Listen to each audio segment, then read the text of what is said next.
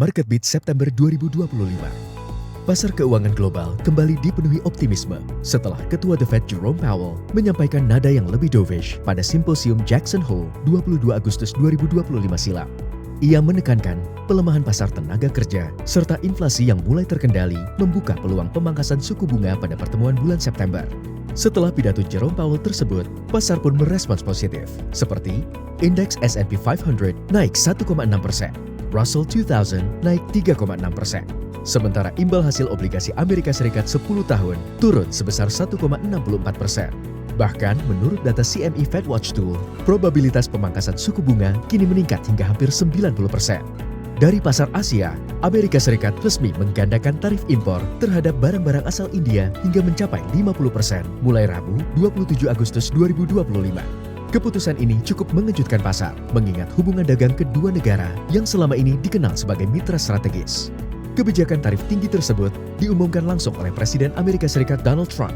Amerika Serikat menilai langkah itu sebagai bentuk sanksi tambahan atas kebijakan perdagangan India, khususnya terkait pembelian minyak dari Rusia yang dinilai bertentangan dengan kepentingan Amerika Serikat. Penerapan tarif baru ini merupakan gabungan dari bea masuk 25% yang lebih dulu dikenakan terhadap sejumlah produk, ditambah tarif hukuman 25% akibat impor minyak Rusia. Dengan demikian, bea masuk atas barang-barang seperti pakaian, perhiasan, alas kaki, perlengkapan olahraga, furnitur, hingga bahan kimia kini melonjak hingga 50%.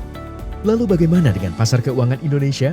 Rapat Dewan Gubernur Bank Indonesia pada Agustus 2025 memutuskan menurunkan suku bunga sebesar 25 basis point dari level 5,25% menjadi 5%. Keputusan tetap konsisten pada fokus kebijakan moneter yang pro-growth dan memastikan tetap terkendalinya inflasi dalam sasaran 2,5 +-1% pada 2025.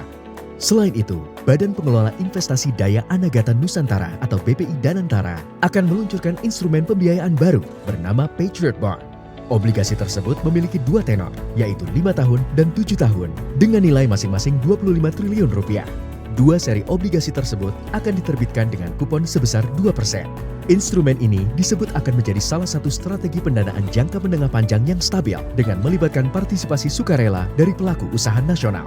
Pasar saham Indonesia ditutup menguat pada bulan Agustus 2025 sebesar 4,62%. Sementara itu dari pasar obligasi, imbal hasil obligasi Indonesia 10 tahun tercatat turun dari level 6,5% ke 6,3% pada bulan Agustus 2025. Hal ini mengindikasikan naiknya harga obligasi. Secara keseluruhan, perekonomian global tahun ini diperkirakan masih bertumbuh di tengah ketidakpastian global dan inflasi global pun dalam tren menurun, sehingga yield obligasi Indonesia 10 tahun masih diproyeksikan berada pada level 6,3% hingga 6,5%. Bagaimana tips menghadapi volatilitas pasar keuangan? Untuk nasabah yang memiliki profil risiko agresif, direkomendasikan untuk mengakumulasi investasi dalam reksadana saham secara bertahap. Reksadana saham dapat memberikan potensi hasil yang tinggi, terutama dalam jangka waktu panjang. Bagi nasabah dengan tujuan investasi jangka pendek hingga menengah, disarankan untuk berinvestasi dalam obligasi negara dengan durasi menengah.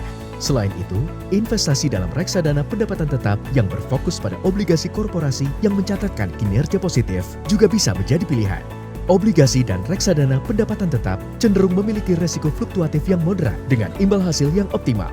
Dengan demikian, diversifikasi portofolio investasi antara reksadana saham, obligasi negara, dan reksadana pendapatan tetap, serta review portfolio secara berkala yang disesuaikan dengan risk profile dan investment objective, dapat menjadi strategi yang baik untuk mengelola risiko dalam menghadapi volatilitas pasar keuangan.